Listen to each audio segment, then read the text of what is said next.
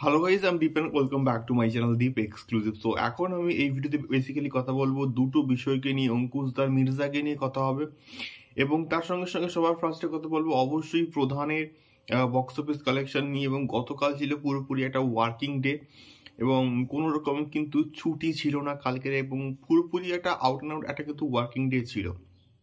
So গতকাল কেমন business করলো প্রধান, তো সত্যি বলতে আনএক্সপেক্টেডলি কিন্তু কালকের অনেকগুলো শো হাউসফুল গেছে এবং দেবদার প্রোডাকশন হাউস থেকে কালকের রাতে বেলা কিন্তু একটা হাউসফুলের লিস্ট কিন্তু শেয়ার করা হয়েছে। এবং যেটা দেখে সত্যি বলতে আমি অবাক হয়েছি যে একটা পুরোপুরি ওয়ার্কিং ডেতে এতগুলো শো হাউসফুল গেছে, এটা সত্যি বলতে প্রশংসার যোগ্য।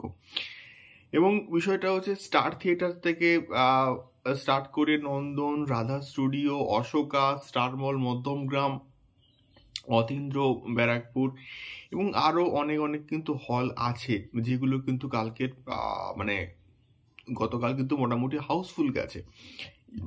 ইভেন তার সঙ্গে সঙ্গে কাবুলিওয়ালারও রেসপন্স প্রচণ্ড ভালো এবং একই রকমই নন্দন এবং রাধা স্টুডিও তো হাউসফুল গেছে। এবং তার সঙ্গে সঙ্গে আরও বেশ কিছু কিছু মাল্টিপ্লেক্স এসছেন যেখানে কিন্তু কাবুলিওয়ালার রেসপন্স প্রচণ্ড ভালো। এবং যেটা সত্যি বলতে আমার দেখে ভালো লাগছে যে এই ধরনের যে মাস কমার্শিয়াল প্রজেক্ট না হওয়া সত্ত্বেও নস্টালজিয়ার জোরে কিন্তু মানুষ আসছে এবং এই প্রজেক্টগুলোকে দেখছে এবং সাপোর্ট করছে। এবং এর ফলে আলটিমেটলি কি হচ্ছে না, বাংলা সিনেমার উন্নতি হচ্ছে এবং বাংলা সিনেমাটার মানটা কিন্তু অন্য জায়গায় পৌঁছাচ্ছে। এটা দেখে আমার কিন্তু বেশ ভালো লাগছে।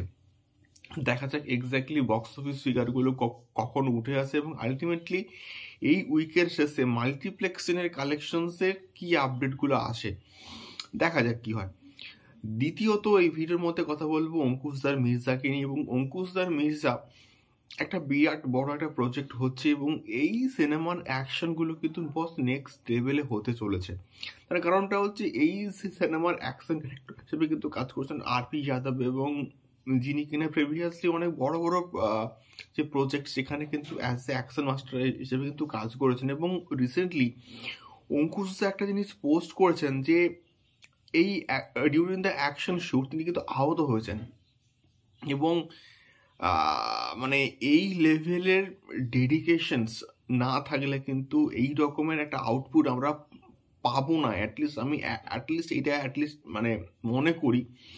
সত্যি বলতে দেখে খারাপ লাগছে যে অঙ্কুশদা অ্যাকশন করতে গিয়ে আহত হয়েছেন। এটা সত্যি বলতে খুবই খারাপ একটা দিক।